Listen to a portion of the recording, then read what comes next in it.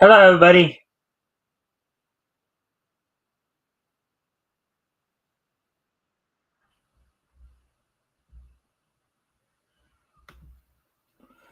All right, welcome to the Mikestand. Today is Thursday, January 20, or Thursday, January 30th.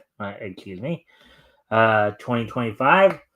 So we're almost to the end of the week here. So hopefully everybody's had a good week thus far. If you haven't already, if you guys can help out by liking and sharing the stream, see if we can get some more friendly people in here to engage.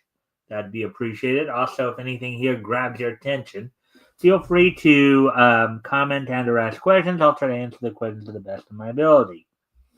We're gonna give people a chance to come in here before we get started. So um, let's see. So yeah, let's see.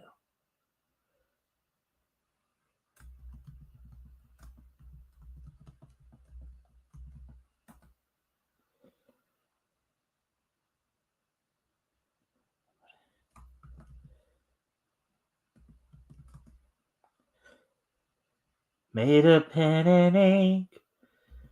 She'll win you with a wink. Ain't she cute? Boo boop be doo. Sweet Betty.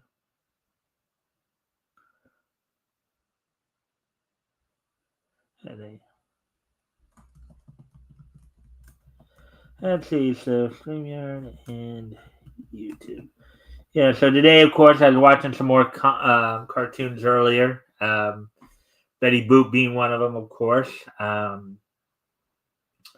We're still in the pre-Hays Code era where she's, still hanging around Coco the Clown and Bimbo. Um, you also saw a Scrappy cartoon from Columbia. Obviously a couple Columbia cartoons and Scrappy and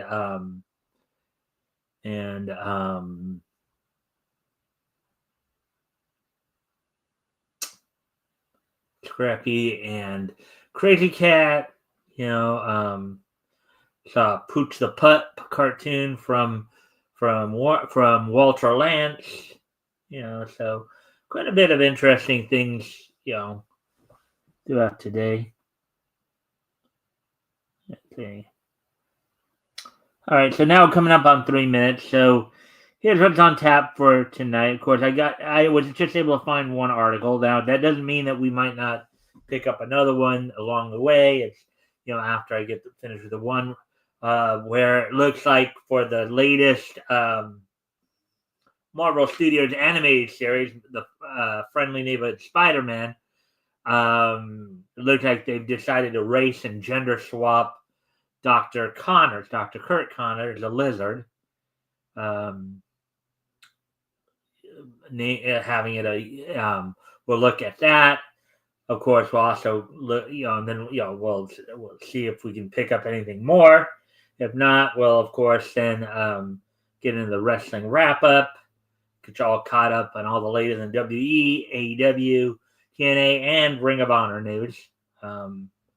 Looking to last night's AEW Dynamite as well as to tonight's, looking ahead to tonight's TNA and Ring of Honor shows. And then, and of course, we'll wrap things up with This Day in Each History. So we're at the 4 minute mark now. So let's see.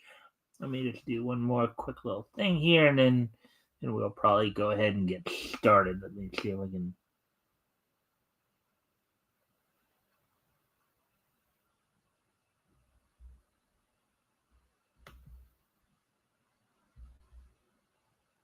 Oh.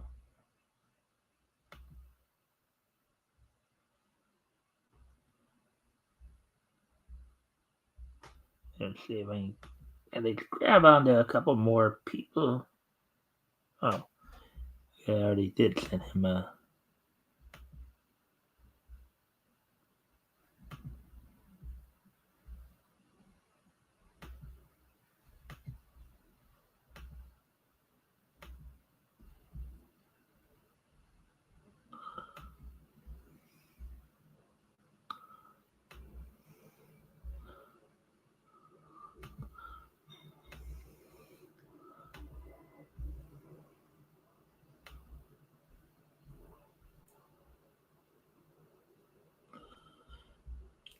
Right, so let's see. Now, with all that being said, why don't we go ahead and get started then? Um, and again, if you guys haven't already, if you guys can help out by liking and sharing the stream, see if we can get some more friendly people in here to engage, that'd be appreciated. Also, if anything here grabs your attention, feel free to comment and or ask questions, and we'll try to answer, and I'll try to answer the questions to the best of our ability, so best of my ability. And with that being said, let's get into this first article here. Disney race and gender swaps Dr. Connors, aka the Lizard, for Marvel Studios animated series Your Friendly Neighborhood Spider-Man. Article by Spencer McCauley, published today, 2025. So there's the look of her. Um, all right, so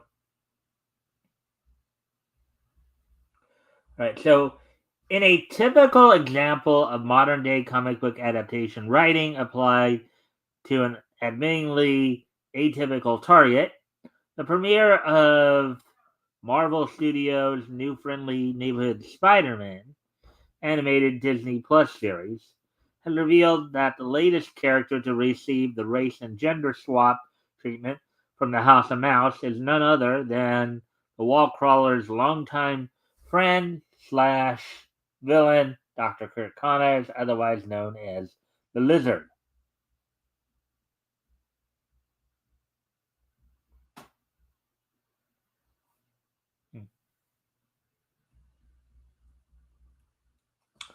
Created by none other than original Spider-Man creators Stan Lee and Steve Ditko, the Lizard was one of the first official quote-unquote supervillains to be added to the hero's rogues gallery, making his debut all the way back in 1963's Amazing Spider-Man Volume 1, number 6. It's kind of funny too, because I know it in at least two of the cartoon adaptations as well. The Lizard is one of the first villains introduced in each of the, like in the classic Grant Way Lawrence animation series. I think the Lizard was actually one of the first, um, villains to be introduced, and then of course in the 1994 Spider-Man the animated series the Lizard was introduced first. So let's see. A brilliant biologist, Connors held a special interest in the same reptiles that would eventually become his namesake, dedicating his time and efforts to studying their regenerative abilities to find a way to regrow human limbs, in particular his own right arm, which he lost during his time as a U.S. Army surgeon serving in Vietnam.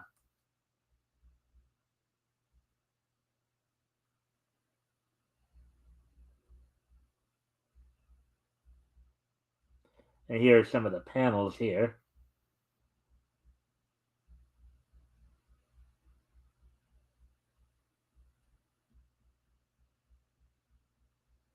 Eventually, Dr. Connors' years of research finally paid off in the form of a drinkable serum as concocted from lizard DNA that would theoretically stimulate limb growth in humans.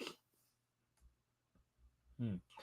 But sometimes what happens in science, and sometimes, especially when you don't properly test things before doing them, um, you don't really see how it's likely um, to have an effect outside the human body, which Dr. Kurt Connors would soon figure out.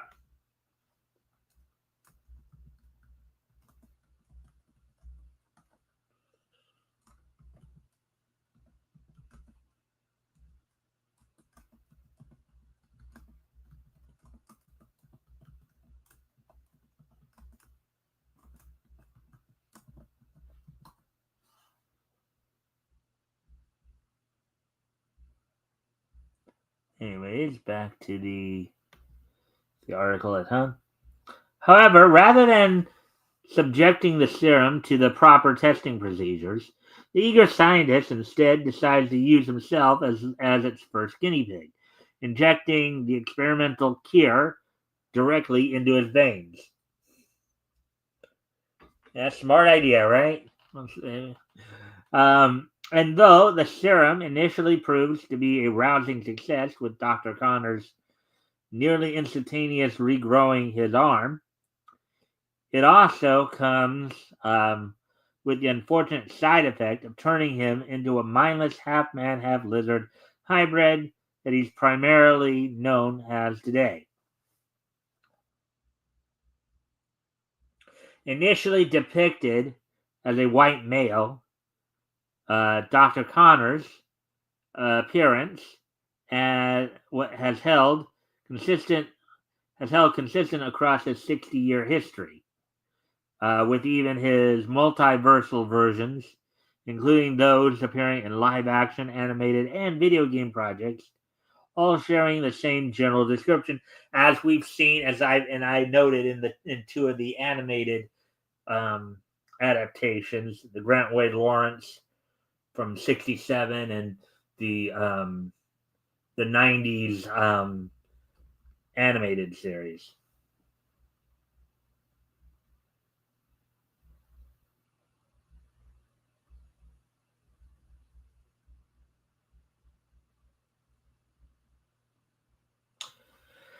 However, despite its art style taking inspiration from Lee and Ditko's original comics, the same cannot be said of the version of the villain seen in Friendly Neighborhood Spider-Man.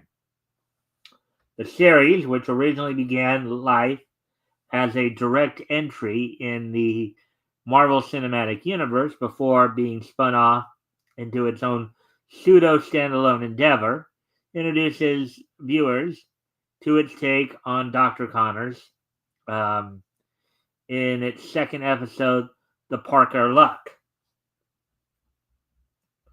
Therein, after performing a series of aptitude tests to determine which division of Oscorp he will be serving his upcoming internship in, Peter Parker is introduced to his new mentor, Company Energy Research Division member Dr. Carla Connors, a dark-skinned woman of an unspecified ethnic background. Hmm. Hmm.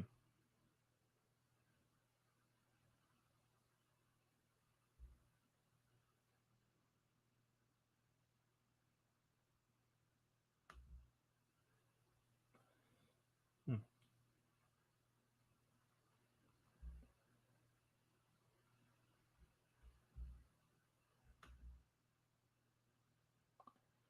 Hmm. I wasn't even aware that I was. Huh.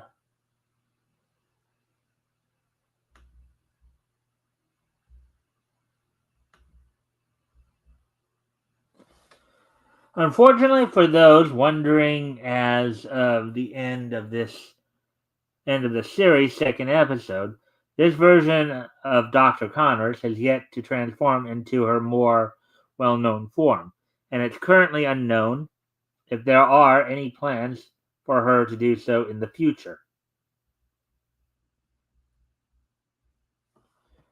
Hmm.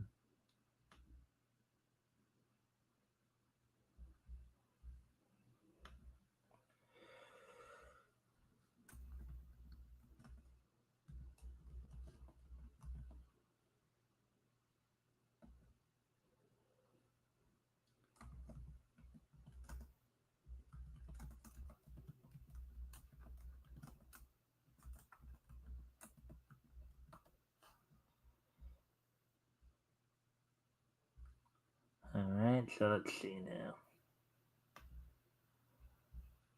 Notably, not only is Dr. Connors the fourth member of Spider-Man's supporting cast to receive the race swap treatment in their jump from the comics to Friendly Neighborhood Spider-Man, but she's also the second of the hero's villains, in parentheses, or third if one wants to get technical, on parenthesis there, to get it overall.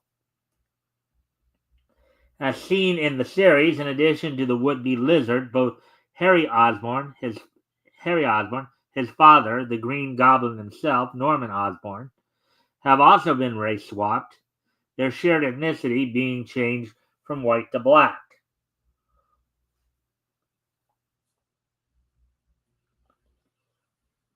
And there he is right there.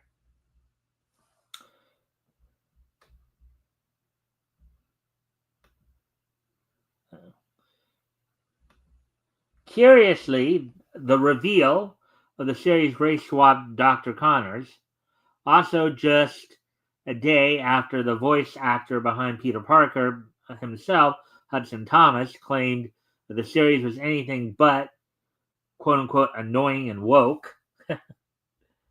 Quote, I thought it was awesome, unquote, said Thames. Oh, wait. Thames or Thomas? All right. Hudson Thames, sorry. When asked by Collider's Adam Blevins about his experience bringing a brand new version of the web slinger to life. Quote, I mean, my biggest fear was that it was going to be annoying and woke, and it wasn't. And I was like, in smaller quote, yes, this is great. It's so well written, on smaller quote, like it feels real. I'm the oldest of 5 boys, so I feel like I kind of know what's happening in their lives and in high school, and it felt like it was doing that justice, unquote. It should be noted that when later pressed about Thames' comments during an AMA given to the Marvel Studios Reddit community, um, series showrunner Jeff Trammell would assert, quote, "Ha, I love Hudson," and didn't focus too much on what he said, unquote. Quote, I believe he simply misspoke, and I know that's been weighing on him, unquote, he added. Quote, I think we made a fantastic show that is going to appeal to a wide audience and hopefully captures what I love about this Spider Man, that he's a guy who cares deeply about the people around him and always tries to do the right thing, unquote. All right. And a friendly reminder to you guys, of course, you guys can help out by liking and sharing the stream, see if we can get some more friendly people in here to engage. That'd be appreciated. Also, if anything here grabs your attention, feel free to comment and or ask questions, and I'll try to answer questions to the best of my ability. Well, as we continue on here, move along.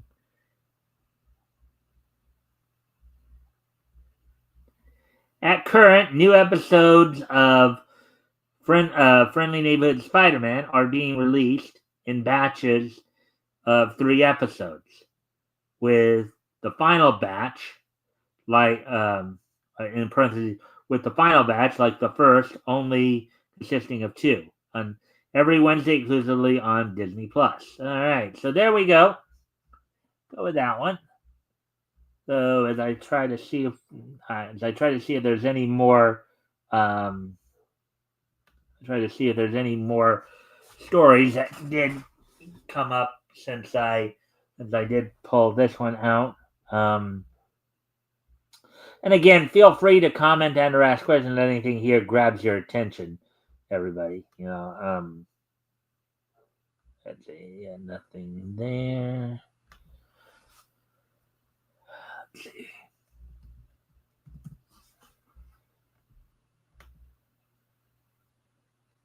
Let me just see if I can find. Let's see if there's any news stories that came up here in the last.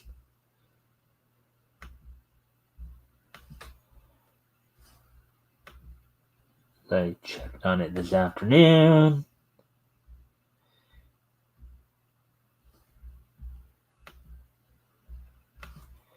I made a pen and ink.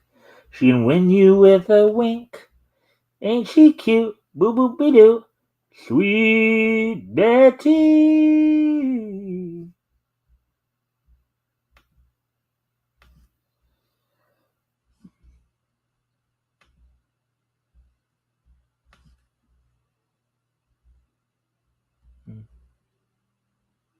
I guess as we're getting to the end of the month here, I guess things are slowing down news wise.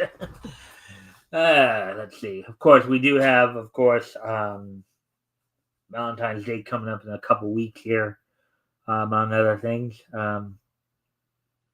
Let's see.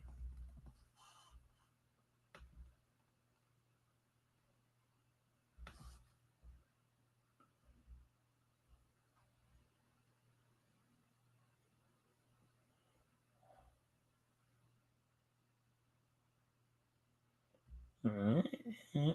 Let's see.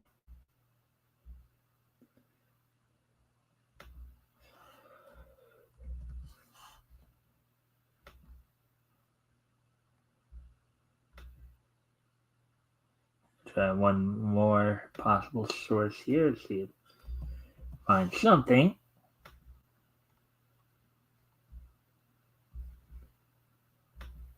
Uh,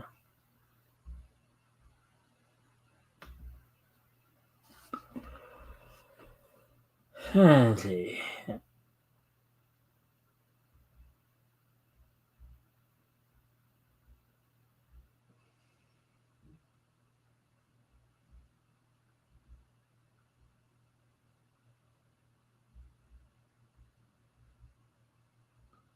Yeah. So, all right. So let me see now. So, what can we talk about here? Well, let's see.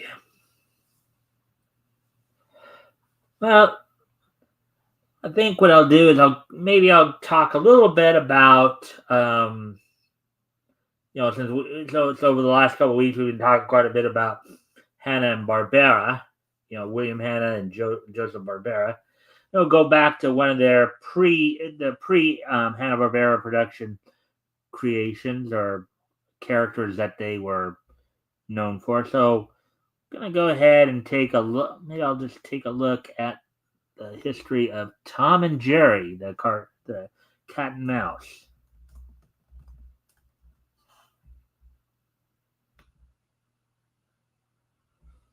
Maybe we'll take a quick peek at them.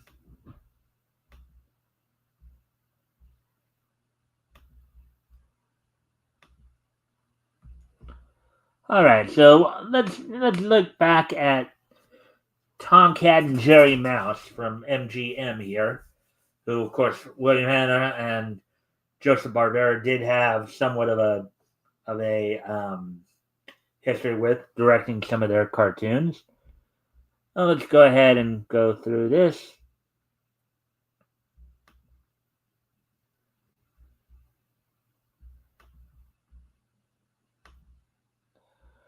All right, so Tom and Jerry is an American animated media franchise and series of comedy short films created in 1940 by William Hanna and Joseph Barbera. So they actually were the creators. Okay, I wasn't sure if they were or not.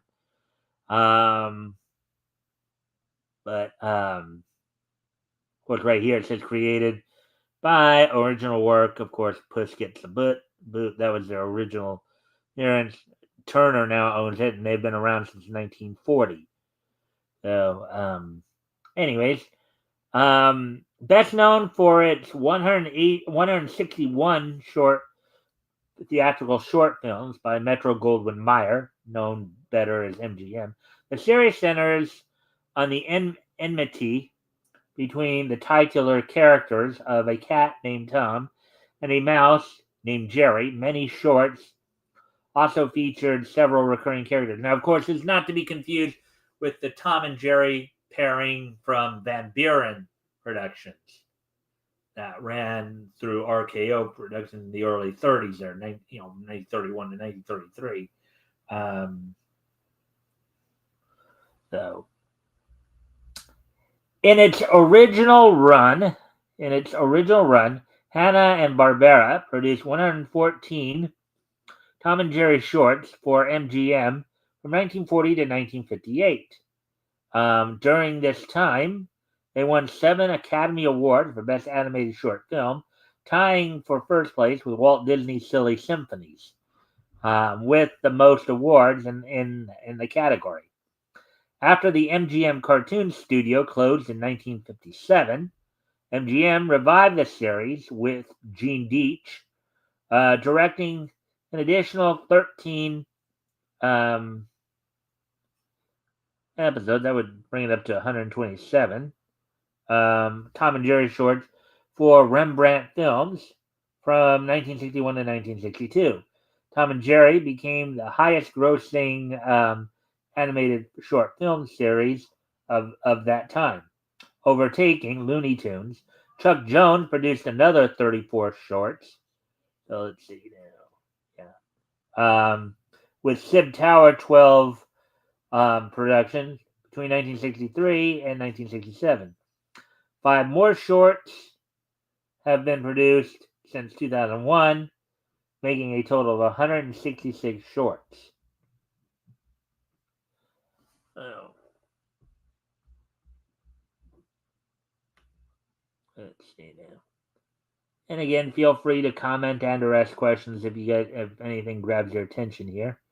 If you can, help out by liking and sharing the stream. See if we get some more friendly people here to engage. That'd be appreciated as well. A number of spin-offs have been made, including the television series The Tom and Jerry Show in 1975, The Tom and Jerry Comedy Show 1980 to 82, Tom and Jerry Kids 1990 to 93, Tom and Jerry Tales 2006 to 2008, and The Tom and Jerry Show 2014 to 2021. In 1992, the first feature-length film based on the series, The Tom and Jerry the Movie, was released. 13 direct-to-video films have been produced since 2002. In 2021, a live-action animated hybrid film was released. In 2019, a musical adaptation of the series titled Tom and Jerry Perchance to Dream debuted in Japan in advance of Tom and Jerry's 80th anniversary.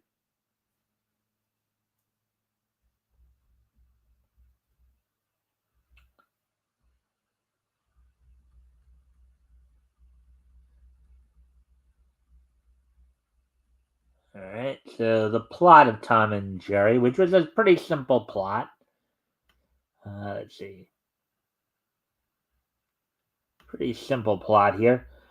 The series features comic fights between an iconic set of adversaries, a house cat, Tom, and a house mouse, Jerry. The plots of many shorts are often set in the backdrop of a house, centering on Tom, in parentheses, who is often enlisted by a human, trying to capture Jerry and the mayhem and destruction that follows. Tom rarely succeeds in catching Jerry, mainly because of Jerry's cleverness, cunning abilities, and luck. However, on several occasions, they have displayed genuine friendship and concern for each other's well-being. Like in the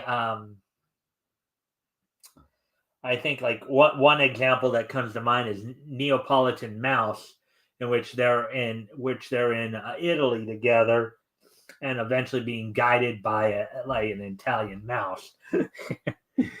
Arrivederci, arrivederci. Let's see. At other times, the pair set aside their rivalry in order to pursue a common goal, such as when a baby escapes the watch of a negligent babysitter. That was actually in a couple of the shorts. In fact, they even list them down here, causing Tom and Jerry to pursue the baby and keep it away from danger. In the shorts, Busy Buddies, kind of a play on the word busybody, and Tot Watchers, respectively, despite the endless attacks on one another, they have saved each other's lives every time they were truly in danger. Except in The Two Mouseketeers, which features an uncharacteristically morbid ending, and Blue Cat Blues, where both sit on a railroad track at the end after being jilted by girlfriends. The cartoon rises out with a whistle of an upcoming of an oncoming steam train.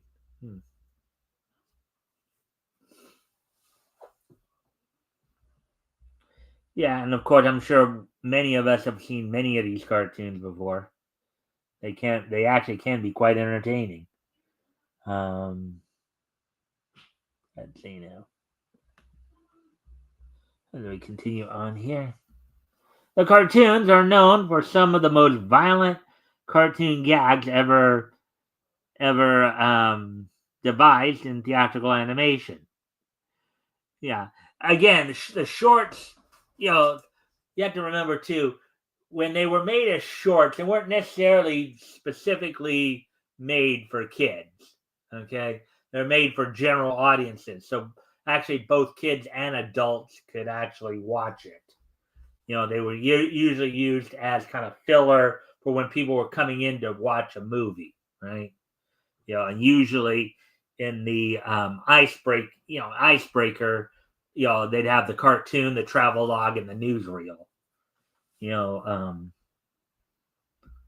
um, Tom may use axes, hammers, firearms, firecrackers, explosives, traps, poison to kill Jerry. Jerry's methods of retaliation are far more violent, with frequent success, including slicing Tom in half. We've also seen the case of and of course in a lot of these cartoons, it's almost like they kind of depict the fur as almost like there's an actual human body underneath the fur, as it were. Because you'll usually see when Tom gets his back completely shaved off there, you see what looks like a pair of underpants there, a pair of boxer shorts or something like that. Decapitating him, shutting his head or fingers in a window or door, and stuffing Tom's tail in a waffle iron or a mangle, kicking him into the refrigerator, getting him electrocuted, pounding him with a mace, club, or mallet, letting a tree or electric pole drive him into the ground. We've seen that kind of pop, pop.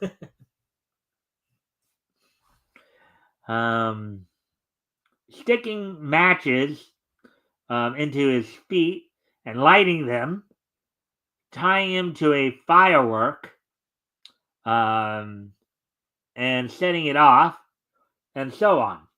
While Tom and Jerry has often been criticized as excessively violent, there is no blood or gore in any scene. Yeah, just a lot of cartoon fantasy stuff. I think what worries a lot of parents with the Tom and Jerry cartoon, that kids are liable to try to go out and emulate it. Thinking that's actually what actually happened. So,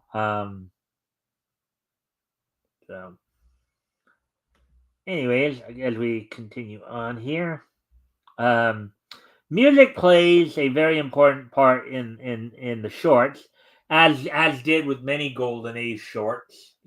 Music often plays a key role. You have to remember, cartoon. Even though today, when we see the word cartoon, it's spelled CARTOON.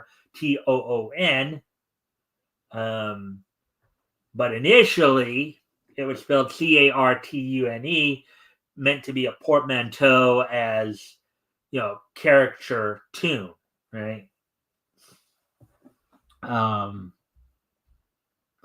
Emphasizing the action, filling in for traditional sound effect, and lending emotion to the scenes. Musical director Scott Bradley created complex scores that combined elements of jazz, classical, and pop music. Bradley often used contemporary pop songs and songs from other films, including MGM films like The Wizard of Oz and Meet Me in St. Louis. Even though Tom and Jerry almost never speak, the shorts also often had dialogue from other characters. Minor characters are not similarly limited. Of course, they're talking about, of course, like Spike and Tyke, Spike and Tyke in the cartoons usually, um, you know, usually Tom's owners would speak. So, and two lead characters speak English on rare, and the two lead characters speak English on rare occasion. For example, the character Mammy Two Shoes, which of course a controversial character in own right because of how people view said character or said characters, has lines in nearly every cartoon in which she appears. Most of the vocal effects used for Tom and Jerry are their high-pitched laughs and gasping screams. Mm-hmm. Let's see. Characters.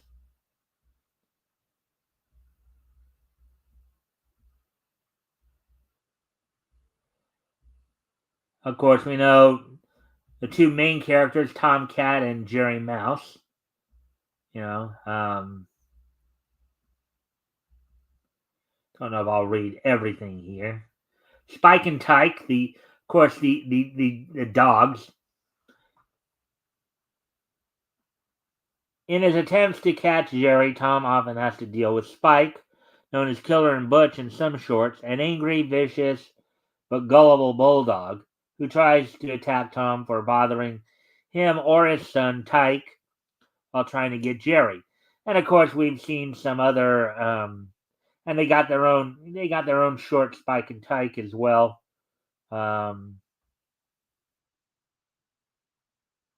So often performed by Spike spoke often using a voice expression performed by Billy Bletcher and later Dawes Butler, modeled after comedian Jimmy Durante.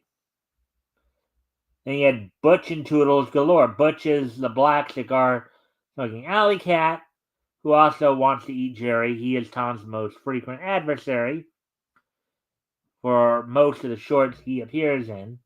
He is also seen rivaling Tom over Toodles. Butch was Tom's chum, as in some cartoons, where Butch is leader of Tom's alley cat buddies, are mostly Lightning, Topsy, and Meathead. Butch talks more often than Tom or Jerry in most shorts. Of course, one of the Butch, Butch and the three alley cats there, Lightning, Topsy, and Meathead. Also, one of the more memorable cartoons I remember them from is the one where I think it's My Life with Tom, or where they're doing like home videos. Butch and Toodles were originally introduced in Hugh Harmon's 1941 short The Alley Cat, but were integrated into Tom and Jerry rather than continuing in their own series. Nibbles. Nibbles is a small gray mouse who often appears in shorts as an orphan mouse. He is a carefree individual who very rarely understands the danger of the situation, simply following instructions the best he can, both to Jerry's commands and his own innocent understanding of the situation. Nibbles is kind of more the naive character. And then Mammy Two Shoes. Mammy Two Shoes is a heavy-set, middle-aged black woman who often has to deal with the mayhem generated by the characters voiced by character actress Lillian Randolph. She is often seen as the owner of Tom. Her face was only shown once, very briefly, in Saturday Evening Puss. Mammy's appearances have often been edited out, dubbed, or reanimated as a slim white woman in later television showings. Since her character is a Mammy archetype that had been protested as racist by the NAACP and other civil rights groups since the 1940s.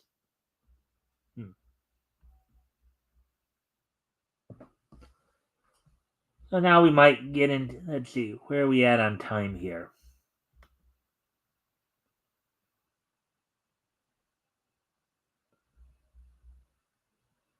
Hey, Buckle after dark. Welcome, Bucket After Dark. W. Well, what am I doing? I guess I'm going over the history of Tom and Jerry a little bit here. Um, did do a article earlier. So Tom and Jerry, of course, had several historical points. Their initial Hanna-Barbera era from 1940 to 1958 for MGM.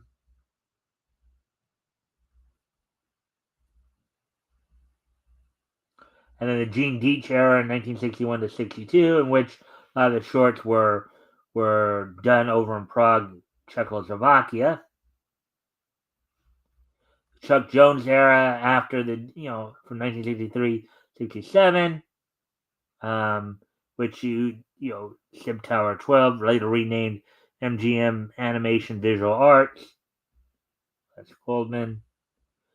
And then Tom and Jerry, of course, had their own television shows. Beginning in 1965, the Hanna and Barbera Tom and Jerry cartoons began to appear on television in heavily edited versions. Jones' team was required to take the cartoons featuring Mammy Two Shoes and remove her by pasting over the scenes featuring her with new scenes. Occasionally, as in a thin white teenager took her place, with both characters voiced by June Foray. Debuting on CBS Saturday morning schedule in September 25th, 1965, Tom and Jerry moved to CBS Sundays in 1967 and remained there until September 17, 1972. Second Hanna-Barbera era, The Tom and Jerry Show, 1975 to 77. In 1975, Tom and Jerry were reunited with Hanna-Barbera, who produced The Tom and Jerry Show for Saturday mornings. These 48 7-minute cartoon shows were paired with Grape Ape and Mumbly cartoons to create the Tom and Jerry Grape Ape Show, the Tom and Jerry Grape Ape Mumbly Show, the Tom and Jerry Mumbly Show, all of which initially ran on ABC Saturday mornings from September 6, 1975 to September 3rd, 1977. In these cartoons, Tom and Jerry, now with a red bow tie, who had been enemies during their formative years, became nonviolent pals who went on adventures together. Hanna-Barbera had to meet the stringent rules against violence for children's television. This format has not been used in newer Tom and Jerry entries. Filmation era, 1982. Filmation Studios were commissioned by MGM Television to produce a Tom and Jerry TV series, the Tom and Jerry Comedy Show, which debuted in 1980 and featured new cartoons starring Droopy, Spike, Slick Wolf, and Barney Bear. Not seen since the original MGM shorts. The Tom and Jerry Show is more of a kind of a package anthology show. The Tom and Jerry Comedy Show here was basically more of an anthology package show. The Filmation Tom and Jerry shorts were noticeably different from Hanna-Barbera's efforts as they returned Tom and Jerry to the original chase format with a somewhat more slapstick humor format. This incarnation, much like the 1975 version, was not as well received by audiences as the originals and lasted on CBS Saturday mornings from September 6, 1980 to November 4th, 1982. And then, of course, the new Tom and Jerry's new owners. In 1980, MGM was purchased by Ted Turner, and they produced some they produced some shorts became the property of Turner, where the rights stand today via Warner Brothers, and have subsequent years. Um, and then Hanna-Barbera produced Tom and Jerry Kids in the early 90s. Then they had some one-off productions in the 2000s. So basically, yeah, that's as we are getting we are now at 45 minutes here, of course, coming up on 46 minutes. We're going to start to wind things down here. Going to actually move on to the wrestling wrap-up. And some WWE news, of course. It was recently announced that at this year's WrestleMania, Triple H will be inducted in the WWE Hall of Fame as a singles performer. Of course, he was previously inducted as part of DX back in 2019, but now he's going to be recognized for his singles work this year. It was brought to his attention. The announcement was made by, of course, The Undertaker and Shawn Michaels. It's likely Shawn Michaels will be the one to induct Triple H into the WWE Hall of Fame. So that's all we got on the WWE side of things. And now looking ahead to looking, of course, to last night's Dynamite, AEW Dynamite, in the AEW portion of the wrestling wrap up cycle here. The night opened up with Will Ospreay defeating Brian Cage. In a match just over 10 minutes, Claudio Castagnoli defeated Jeff Jarrett. I guess stifling Jarrett's possible chance at a title shot against John Moxley. Had Jarrett won, he would have gotten a shot at John Moxley. Ricochet defeating AR Fox. Jay White defeating Real Yuta. In the main event saw Mercedes Moné retain the TBS title over Yuka Sakazaki. So now moving ahead to, of course, tonight's both TNA and Ring of Honor shows. On tonight's TNA Impact from the Boeing Center at Techport in San Antonio, Texas. The NXT's Cora Jade will be making an appearance, taking on Hyun. Brian Myers will be taking on the youngest in charge, Leon Slater. Mustafa Ali, his first match since his signing with AEW, will be taking on former digital media champion Laredo Kid. In a tag team matchup, Josh Alexander and Eric Young will be taking on the Northern Armory. And Ace Austin will be taking on NXT's Wes Lee, as, of course, the continued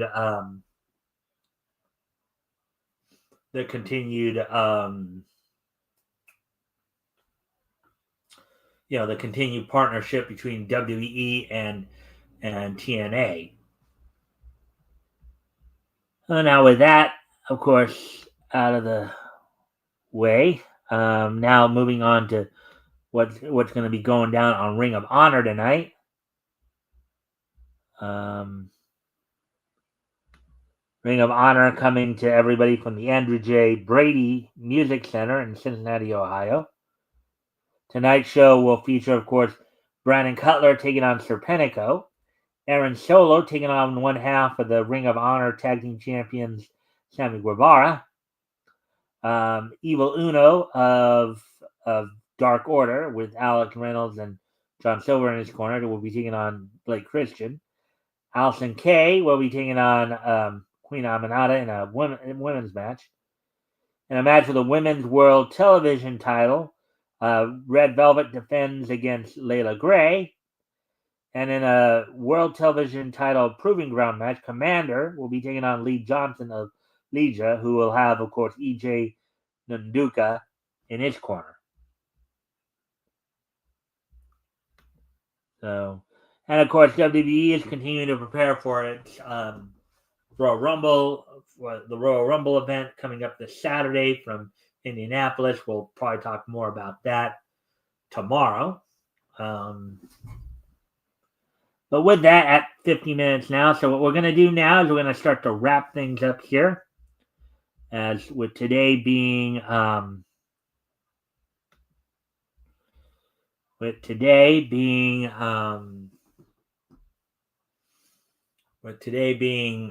Thursday, January 30th, 2025. We're going to take a look back at this day in Nietzsche history. So let me just take a quick peek at some stuff here. Let's see. 2002, 2005, 2010, and 2015. Let me just check. All right. So with that being said, of course, let's now take a look back at this day in Nietzsche history.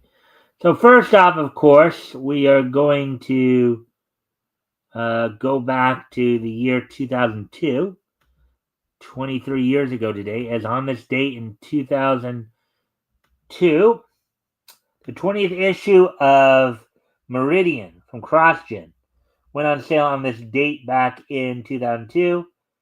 It was 22 pages, no title on the story, written by Barbara J. Kessel, penciled by Stephen McNiven, inked by Tom Simmons, Tony Polari, and Dave Lamphere did the lettering, and then the coloring was done by Morty Hollowell. So, on this date, 23 years ago today, 20th issue of Meridian from CrossGen.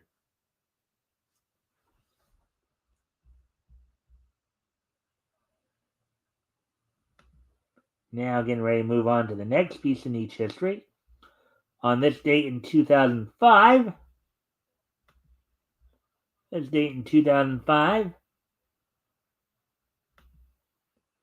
the WWE held its Royal Rumble from the Save Mart Center in Fresno, California.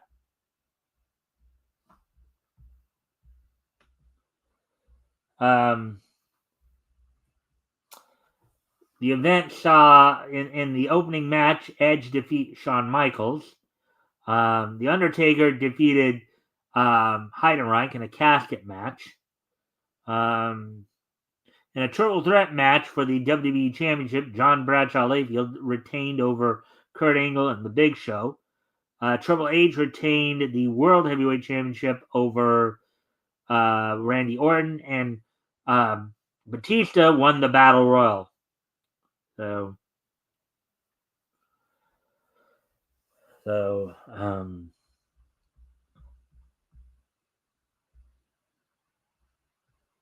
that's all with that. So on this date, 20 years ago today, WWE held the Royal Rumble from the Save Mart Center in Fresno, California. So now, moving on to the next piece of Nietzsche history, as we move ahead to 2010. On this date in 2010,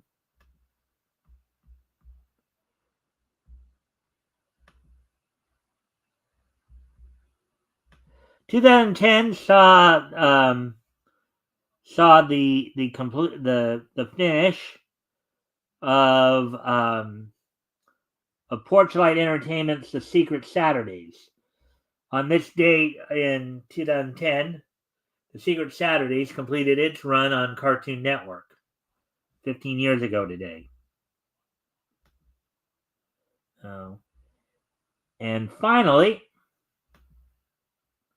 on this date in 2015,